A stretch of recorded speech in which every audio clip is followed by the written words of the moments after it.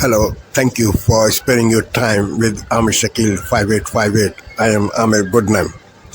I am thankful to all international news resources. Following are the news which have been reported by American, European, Canadian, Australian, Asian, African channels and AP, AFP and Reuters news agencies. Now the headlines. President Biden speak about his replacement in DNC in Chicago. Protests are still going on outside. Hillary Clinton also spoke. Kamala Harris' sudden appearance. Trump made controversial comments about Kamala Harris, said that she is beautiful, but he is also very. Anthony Blinken says that the peace in Gaza is necessary before it's too late. Doctor protests continue in India. A luxury yacht hit by tornado near Sicily, Italy, killing at least 6 people. Floods and rain in Canada. Eastern USA is also facing floods and rain, especially state of Connecticut. Hurricane Ernesto will pass near Canada tomorrow. Ukraine destroyed a third bridge in Russian territory. Russian advancement on other part of Ukraine causing public to flee. Republican congressman pleaded guilty. On Wall Street, Nasdaq, S&P 500 and Dow Jones Industrial all went up. Now please watch the channels. To my dearest daughter Ashley, God love you, you're incredible. Thank you for that introduction and for being my courageous heart, along with Hunter and our entire family, and especially our rock, Jill, who, as those of you who know us, she still leaves me both breathless and speechless. Everybody knows her. I love her more than she loves me.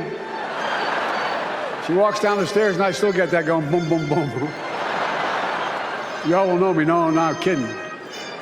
Let's give a special round of applause to our First Lady, Jill Biden.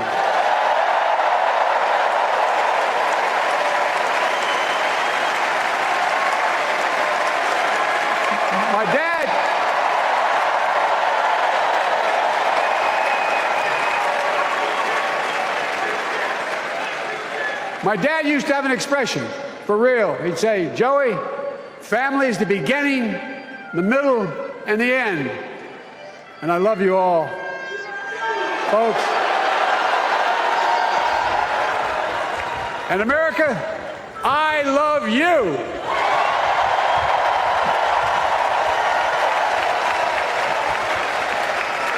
Folks, let me ask you.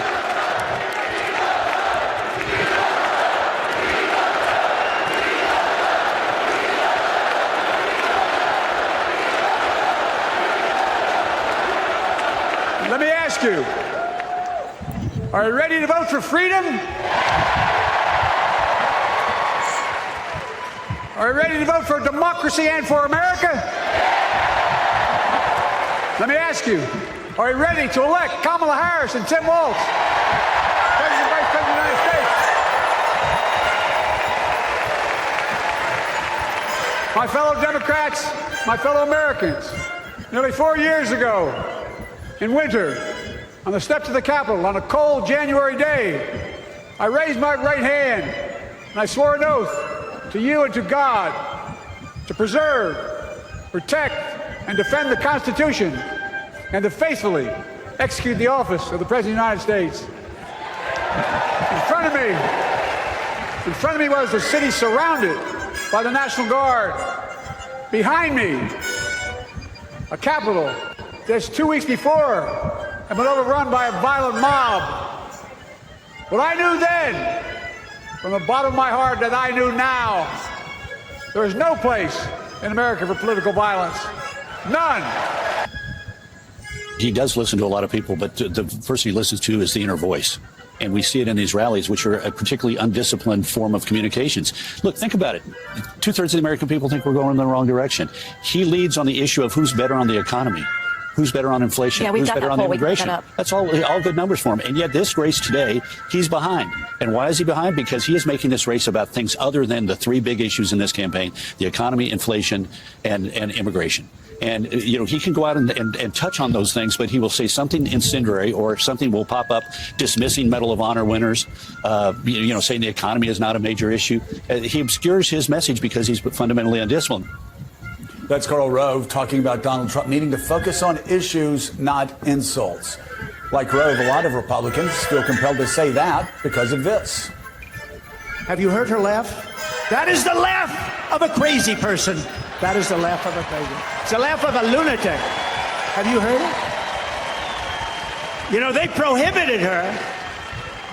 They prohibited her for laughing. I've been waiting for her to laugh because as soon as she laughs, the election's over. But we're winning by a lot in Pennsylvania. I think the fracking got her. Wait, does Donald Trump laugh? We heard Donald Trump? I don't know. Anyway, Senator Lindsey Graham also wants Donald Trump to find discipline. Here's a senator appealing to Donald Trump and what may have inspired it.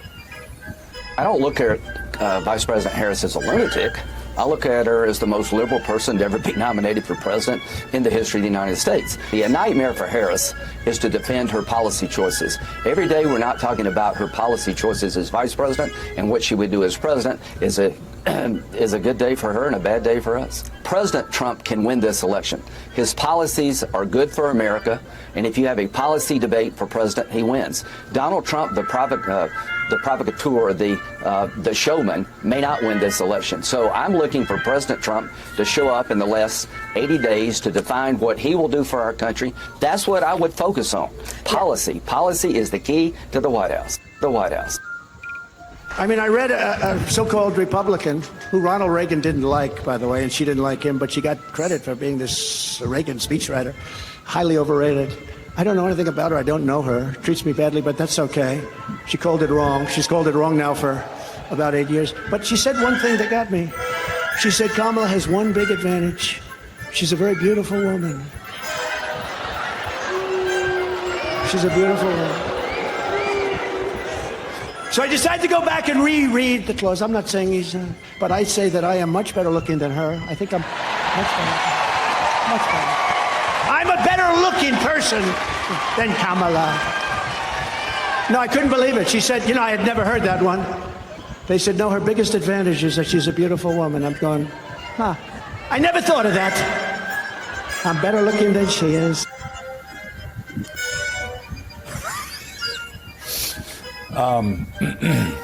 He's referencing Pulitzer Prize winning columnist for the Wall Street Journal, Peggy Noonan, who anyone who's ever been involved in politics certainly knows Peggy Noonan, as I'm sure Donald Trump does as well. We are back. This is a live shot of Tonight, breaking news as we come on the air, the Democratic National Convention here in Chicago. President Biden set to speak in prime time a short time from now, saying moments ago he is set to pass the torch to Kamala Harris. Hillary Clinton set to speak in prime time too. Also tonight, the deadly flooding emergency in the Northeast. Water rescues underway and more rain coming tonight. We're tracking the storms. And this evening, Americans among the missing. Reports of a possible tornado sinking a boat off Sicily. First tonight, day one of the Democratic National Convention, President Biden set to deliver a heartfelt keynote address in prime time right here tonight, just 29 days after he dropped out of the race. The president saying late today he is ready to pass the torch to his vice president, Kamala Harris. Also tonight, at this hour, the protesters right here in Chicago breaking through a barrier a short time ago, the scene outside. And tonight, the new ABC News Washington Post Ipsos poll and where this race now stands. Kamala Harris now leading Donald Trump nationally, 49 to 45. Tonight, former President Donald Trump trying to counter-program this convention, campaigning in key battlegrounds in Pennsylvania today, attacking Harris's economic plans. And it comes after Trump told supporters he's better looking than Kamala Harris.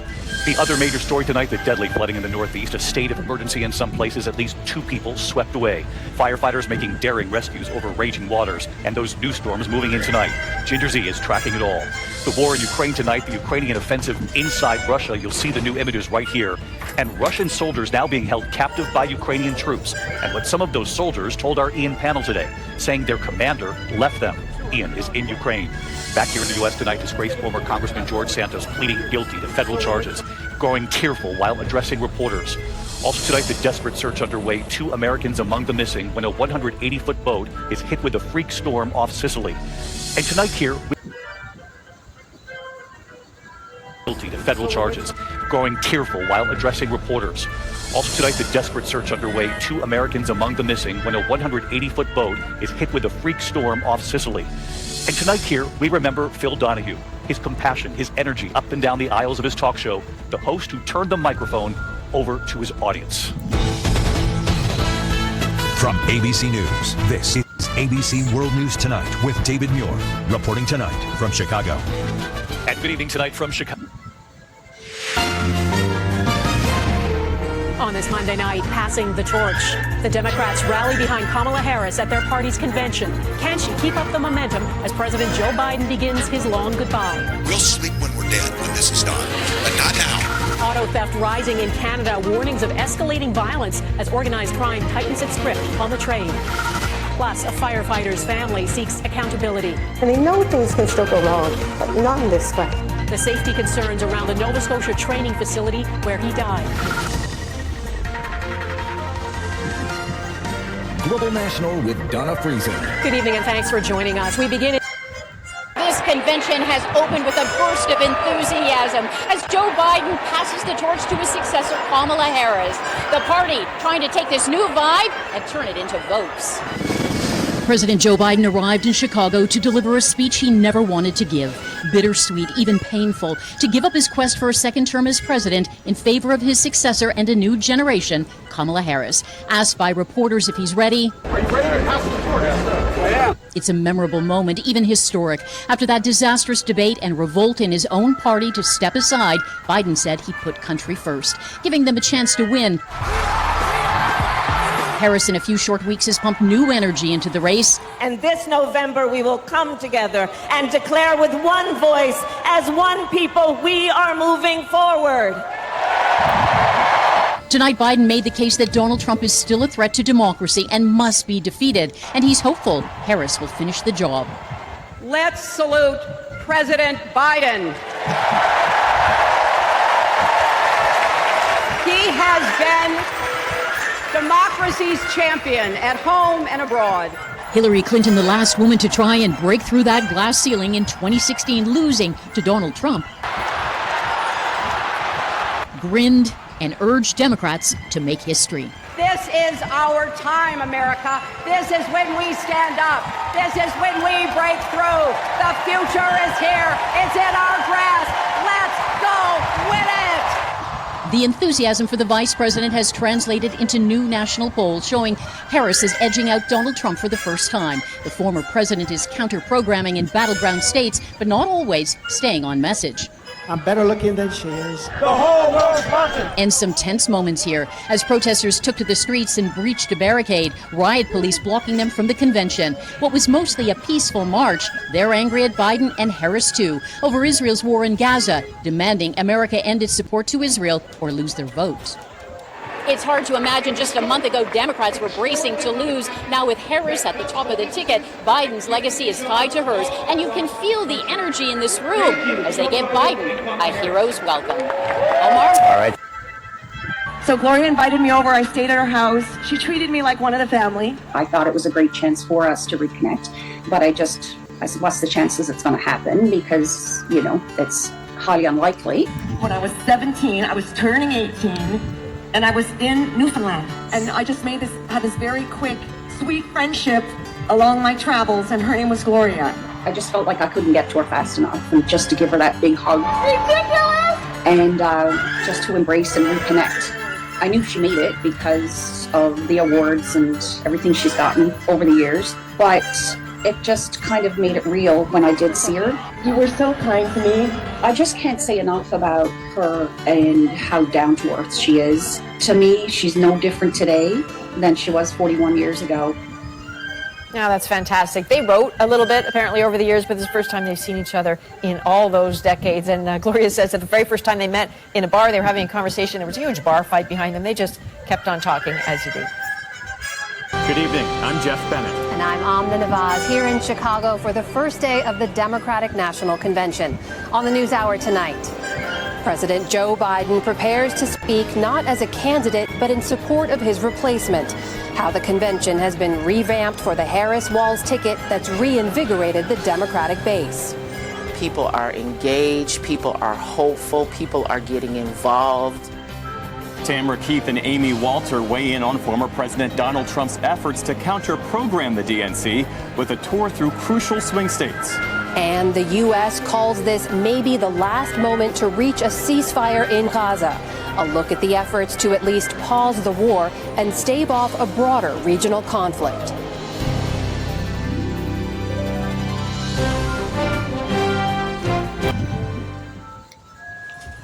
Welcome to the News Hour. Democrats will kick off their convention tonight here in Chicago, a very different event than was being planned just 1 month ago. Vice President Kamala Harris is set to formally accept her party's nomination for president later this week. But tonight will culminate with a speech from the current occupant of the White House, that's President Joe Biden, who ended his own campaign for re-election last month, clearing the way for Harris. Laura Barone-Lopez is here on the convention floor. Yesterday said, quote, the new proposal responds to Netanyahu's conditions, aligns with them. Tonight, Hamas has just given an interview saying that they have already conceded what Israel said was enough, and they are not in the mood for any new conditions. So why is it making this deal, perhaps this week, so critical? U.S. officials believe that if there is no deal this week, Iran and Hezbollah are likely to follow through on their vow to attack Israel for 2 high-profile assassinations in Tehran and Beirut, one of which Israel accepted publicly, one of which they did not. That attack would likely derail instantly any of these talks about Gaza, because U.S. officials still believe that the best way to forestall an Iranian attack, and frankly, perhaps a war between Hezbollah and Israel, is a ceasefire in Gaza. Nick Schifrin, as always, thank you so much. Thank you. Also today, officials in Connecticut say at least 2 people have died after as much as 10 inches of rain caused catastrophic flooding over the weekend. Eyewitness video caught water raging down roads in the southwestern part of the state, submerging cars and stranding drivers. Authorities rescued 18 diners at a restaurant that was suddenly engulfed by the nearby Little River. Today, Connecticut Senator Richard Blumenthal said some businesses will not be able to recover from the damage. They have no flood insurance. Because who would have thought the Little River would turn into a gushing torrent of destruction, which is what happened. Separately, Ernesto has regained hurricane strength in the North Atlantic, bringing dangerous surf and rip currents along the East Coast. It's due to weaken as it passes Newfoundland, Canada, tomorrow. Italian authorities say that 1 body was found and 6 people remain missing after a luxury yacht sank this morning off the coast of Sicily during a sudden storm. British tech entrepreneur Mike Lynch is among the missing. His wife and 14 others were rescued. Today, near Palermo, divers searched the calm waters under blue skies, a sign of just how quickly conditions shifted from last night's storm. The British-flagged Bayesian was known for having one of the world's tallest masts, measuring 246 feet, as seen here lit at night before the disaster. Russian authorities said today that Ukraine has damaged a 3rd bridge in the Kursk region. It's the latest strike in Ukraine's nearly 2-week incursion into Russia. President Volodymyr Zelensky said today that Ukraine now controls more than 480 square miles of the region. He says the goal is to create a buffer zone to prevent cross-border attacks by Russian forces. Meantime, Ukrainian civilians are fleeing the eastern city of Pokrovsk as Russian troops advance on that area. Authorities have ordered families to evacuate the city and nearby villages. Back here in the U.S., a judge in Wisconsin has sentenced a woman to 11 years in prison for killing the man who trafficked her for sex. Prosecutors say Crystal Kaiser shot and killed 34-year-old Randall Volar at his home in 2018 when she was 17 years old. He had been sexually assaulting her for over a year. Kaiser's lawyers claimed she could not be held liable for the killing because of a state law that absolves sex trafficking victims of, quote, any offense committed as a direct result of that trafficking. Former New York Representative George Santos has pleaded guilty to wire fraud and identity theft in his federal fraud case. The disgraced Republican left Long Island courtroom this afternoon, where he admitted that he had, quote, betrayed the trust of his constituents. Santos had been charged with stealing from political donors and using campaign contributions for personal expenses. He faces more than 6 years in prison and hundreds of thousands of dollars in restitution. On Wall Street today, stocks built on their recent gains to start the week. The Dow Jones Industrial Average added more than 230 points.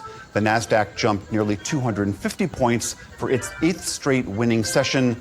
The S&P 500 also continued its winning streak, adding 54 points. And a passing of note, Phil Donahue, known to many as the king of daytime television, has died.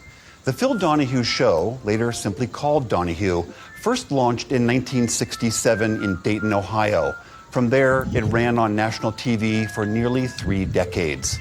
Unlike previous talk show hosts, Donahue would walk up and down the aisles of his studio audience, inviting them to weigh in.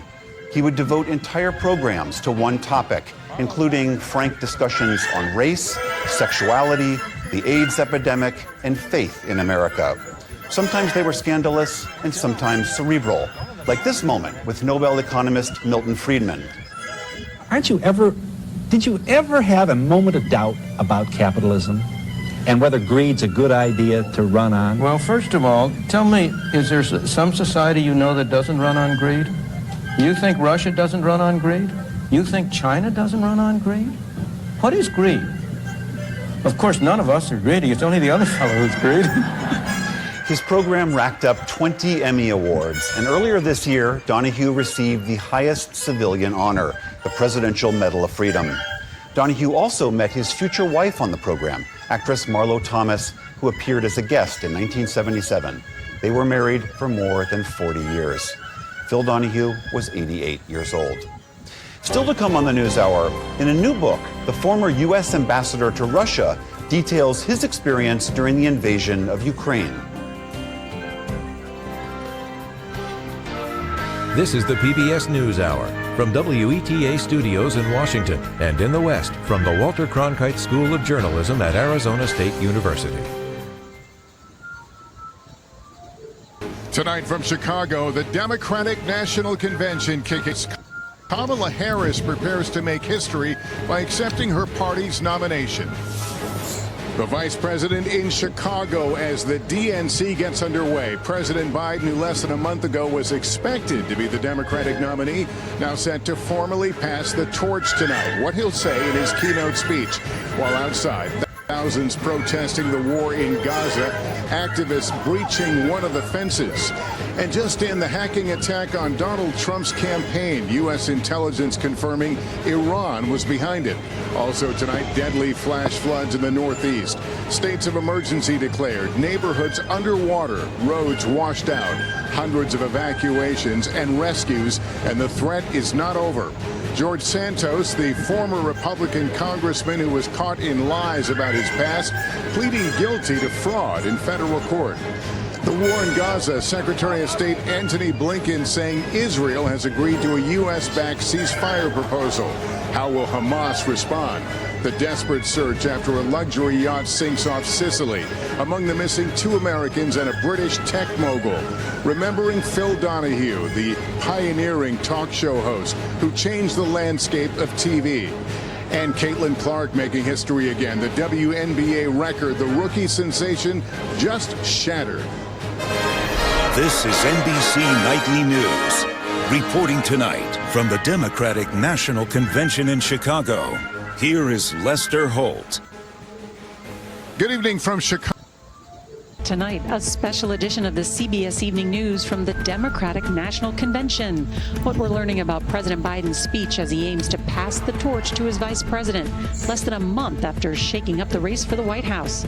Chicago prepares for thousands of protesters as Americans react to the Harris campaign, now narrowly leading in new polls. I think that the Democrats should have to earn our votes. We have to now look forward.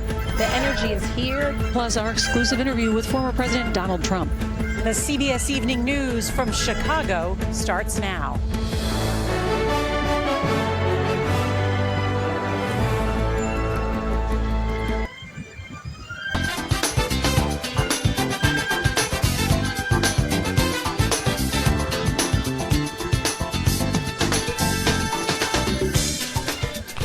Welcome to Democracy Now!, democracynow.org. This is War, Peace, and the Presidency. We are breaking with convention. I'm Amy Goodman.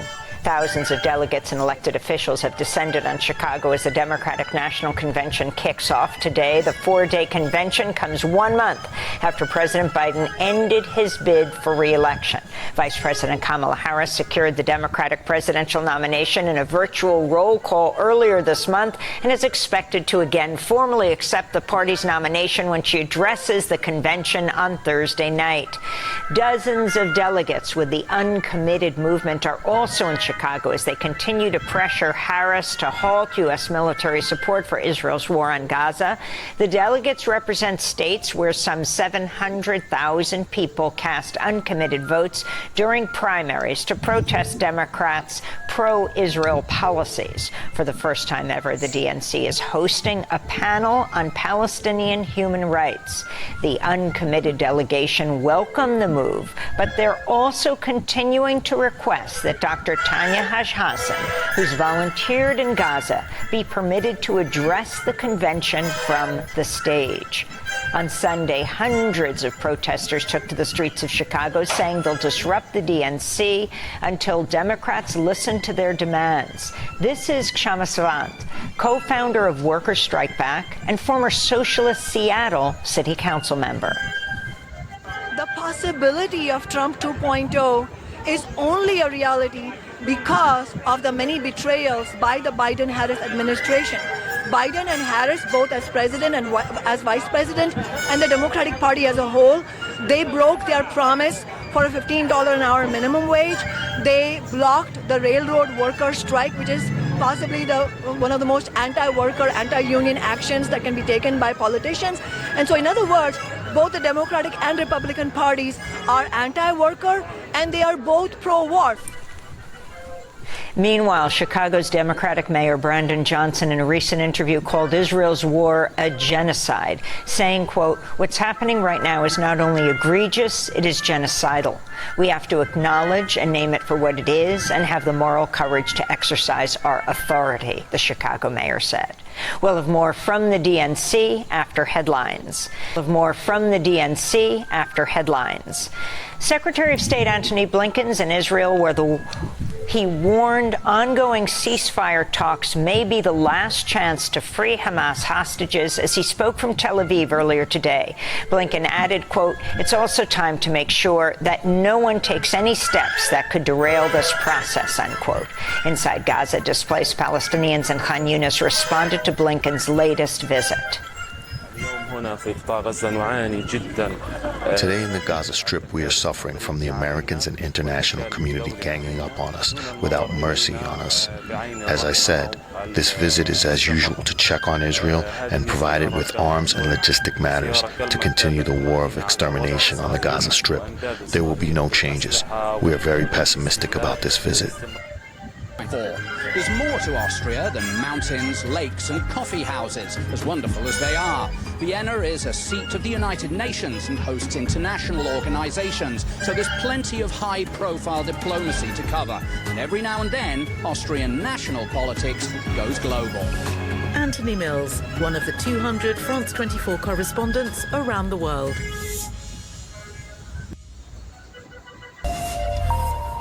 Hello, you're watching Daybreak here on France 24. I'm Haxi Myers-Balkin. These are today's headlines. A huge standing ovation as Joe Biden concludes one of the last major speeches of his presidency at the Democratic National Convention in Chicago, as he passes the leadership of his party to Kamala Harris. Ahead of the latest round of Gaza ceasefire talks in Cairo, U.S. Secretary of State Antony Blinken says Israel supports the latest U.S. truce proposal. Hamas, though, criticizing those comments, saying the plan is not what's been presented to them. And Ukrainian President Volodymyr Zelensky says that Kyiv now controls over 1,000 square kilometers of territory inside Russia's Kursk region. That as Russia continues to bear down on the eastern Ukrainian city of Pokrovsk, pushing thousands to flee.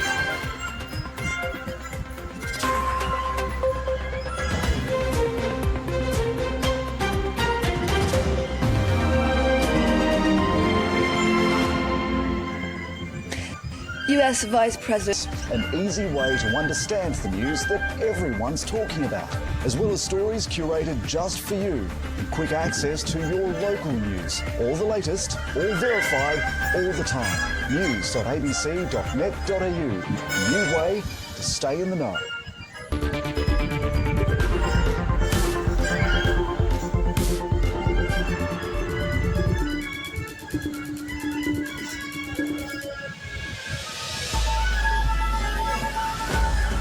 Today, Kamala Harris praises Joe Biden's legacy ahead of his handover speech at the Democratic National Convention. And for all you will continue to do, we are forever grateful to you.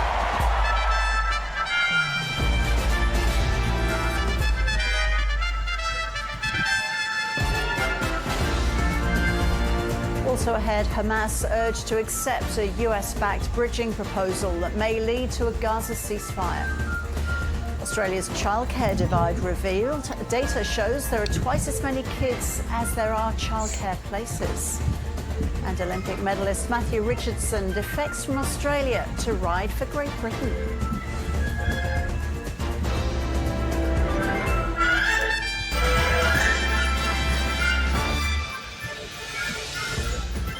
Hello and welcome to ABC News. I'm Ros Childs. US Vice President Kamala Harris has praised Joe Biden in a surprise appearance at the Democratic Convention in Chicago.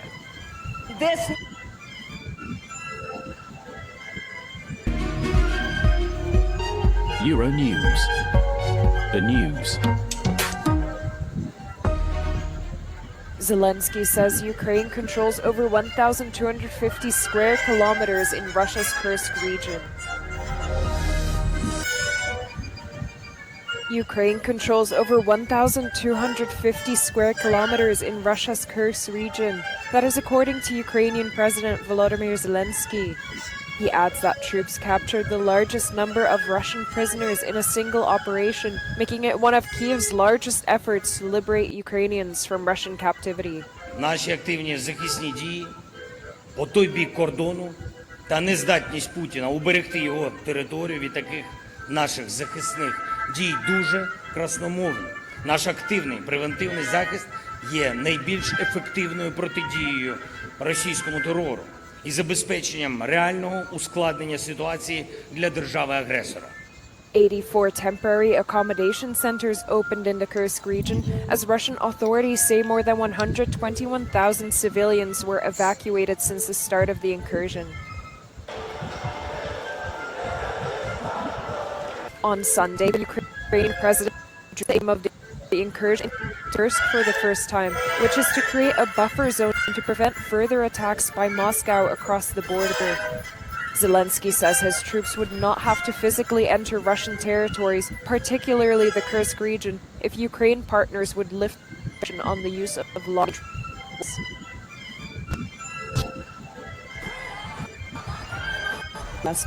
Kamala Harris appearance at the Democratic Convention in Chicago to pay a tribute to U.S. President Joe Biden. This is going to be a great week. And I want to kick us off by celebrating our incredible President Joe Biden. Joe, thank you for your historic leadership, for your lifetime of service to our nation, and for all you will continue to do. We are forever grateful to you.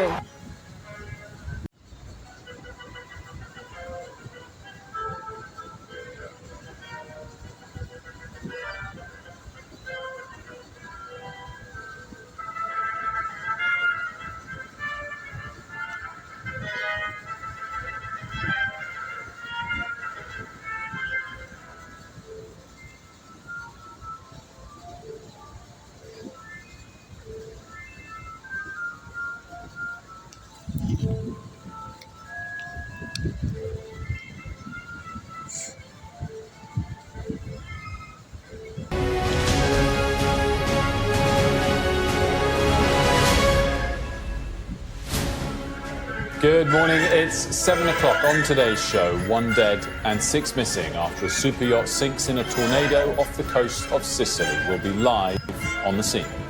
Plus, is the government putting the unions before pensioners? We'll speak to the Secretary of State for Wales in the next few minutes. It's Tuesday, the 20th of August. Your headlines. Here in Sicily, the search for the missing people has resumed after a luxury super yacht has sunk off the coast of Palermo. British tech tycoon Mike Lynch and his teenage daughter are among those missing. He'd spoken about having a second life after being acquitted for fraud. Also ahead, his farewell speech to the Democratic Convention as President Joe Biden admits he's made mistakes, but says he's always given his best. All this talk about how I'm angry at all those people who said I should step down. It's not true. He had hoped that he would be the headline. Instead, he was the warm-up. We will have all the very latest from the first night of the Democratic Party convention here in Chicago. Plus, the government meets with the rail union this morning for talks on a pay deal to avoid more strikes. And a supermoon lights up the skies around the world. A very good morning to you. The search has just resumed in Italy for 6 people missing after a super yacht sank during a tornado.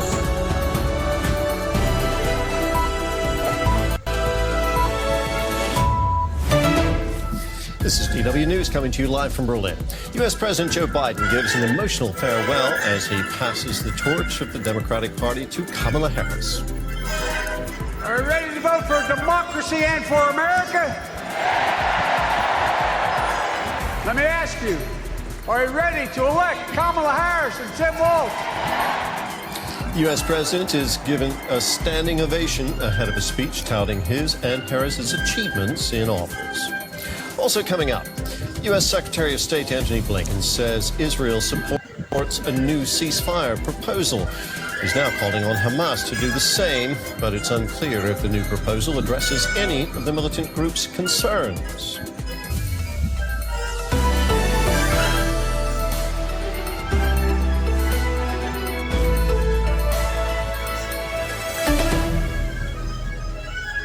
Hello, I'm Terry Martin. Welcome to the program. Joe Biden. This is Asia Now. It's 2 p.m. in Singapore and Hong Kong, 30 in New Delhi and 1 o'clock in Jakarta. I'm Paul Singh. At this hour, India's top court begins a hearing on the rape and murder of a trainee doctor in Kolkata that has sparked outrage across the country. Protests grow as doctors boycott non-essential medical services.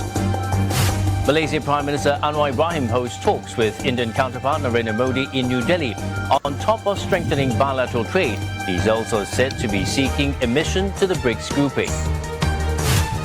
Joe Biden touts Kamala Harris as the best choice to protect America's democracy.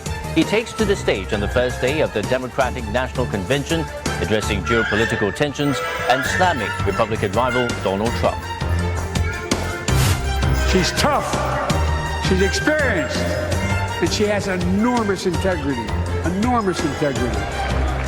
And like many of our best presidents, she was also vice president.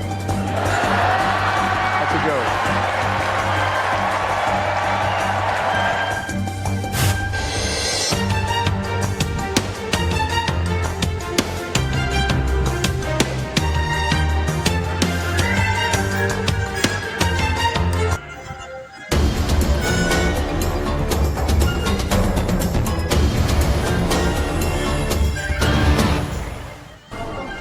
A new challenge for Sudan in the midst of a 16-month conflict between the military and a paramilitary group. Health authorities have declared a cholera epidemic. They say nearly 24 people have died and more than 300 cases of the disease confirmed across the country in recent weeks. Cholera is a highly contagious infection transmitted through ingesting contaminated food. Dozens of people have been killed and critical infrastructure has been washed away in 12 of Sudan's 18 provinces, making access to clean water difficult for many. Around 68 million people in southern Africa are suffering from an El Nino-induced drought that has devastated crops and caused widespread food shortages, according to the Southern African Development Community, also known as SADC. The drought, which began in early 2024, has severely impacted agriculture and regional economies. SADC leaders meeting in Harare, Zimbabwe, are discussing the crisis, with about 17% of the region's population now in need of aid. Despite a $5.5 billion appeal for humanitarian assistance, donations have fallen short. The drought, alongside the conflict in eastern Congo, are key focus of the summit. A revised version of the controversial eco-levy tax will soon be tabled in Kenya's parliament. Speaking to Citizen TV Kenya, Treasury Secretary John Mbadi confirmed Sunday that about 49 measures were being considered as part of a tax amendment bill. The eco-levy tax aims to curb pollution and waste management at the office and household level. Unlike the initial proposal, this one will exclude sanitary towels, the newly appointed cabinet secretary has insisted. The government also aims to collect more taxes by prolonging the tax amnesty period. The cancellation of Kenya's Finance Bill 2024 in June followed widespread anti-tax protests. This forced President William Ruto to reassess the budget and explore alternative revenue sources.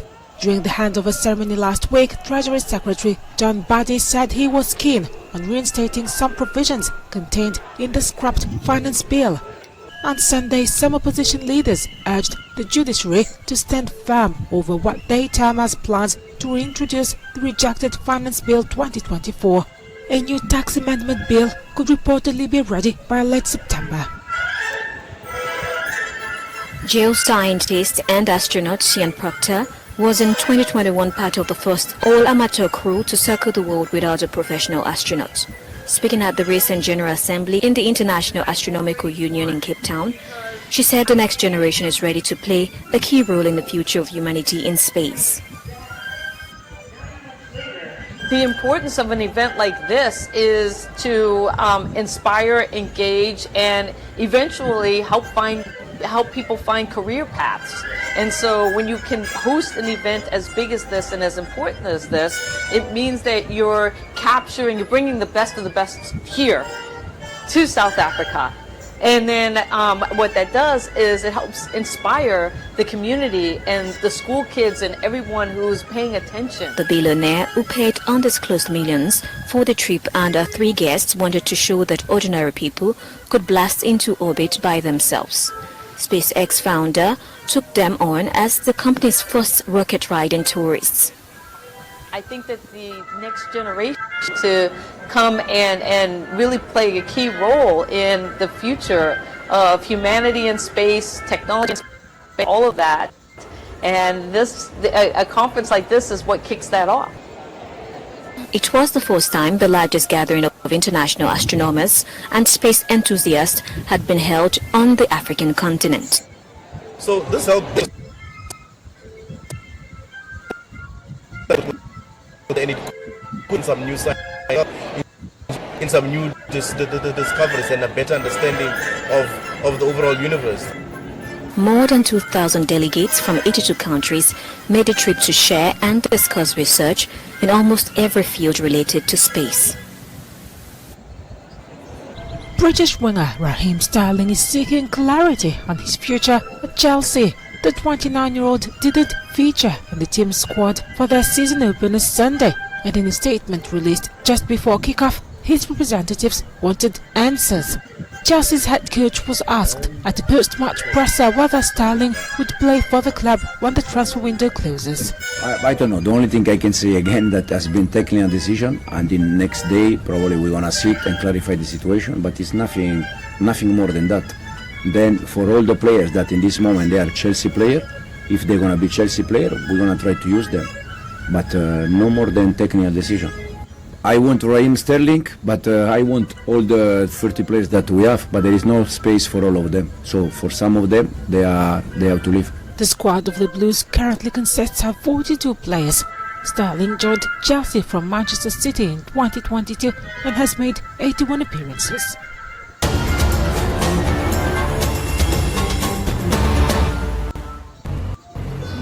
The Doctors Without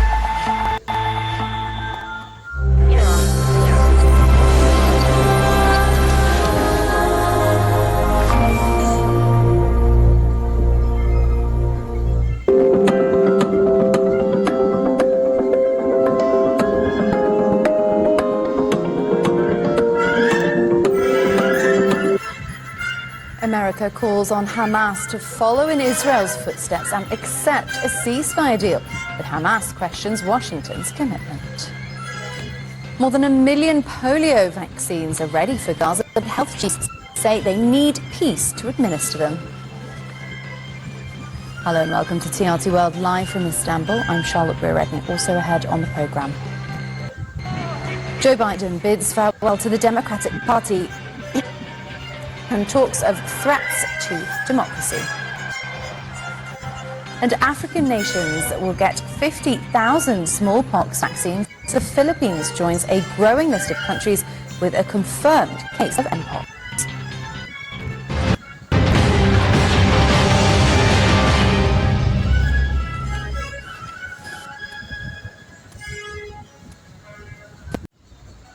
Proposal for a ceasefire in Gaza. US Secretary of State Antony Blinken says it is now up to Hamas to say yes to the terms.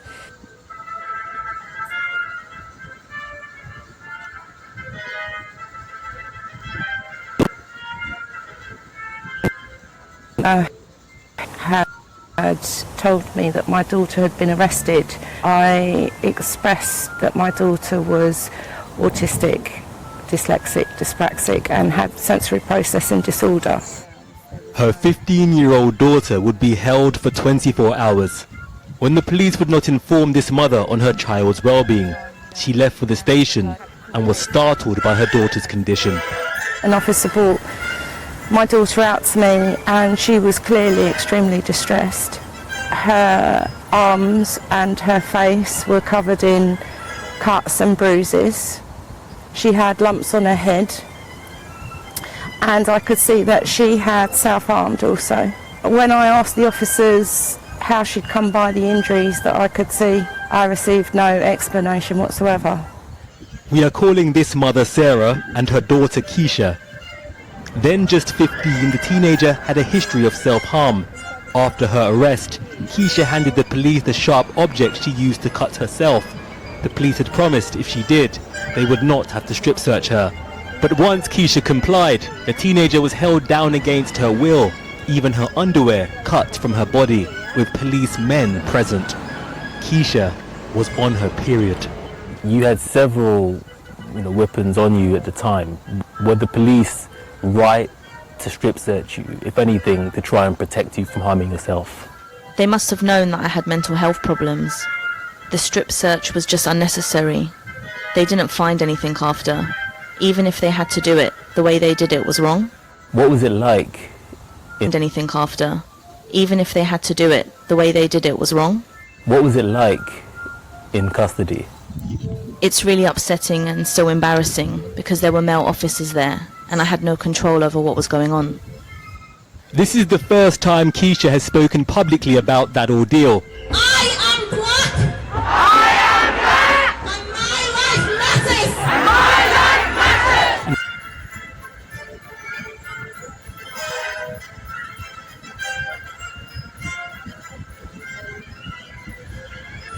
Thank you for watching and privilege of your time. This is Amir Shakil 5858. I am Amir Woodman. Have a good life.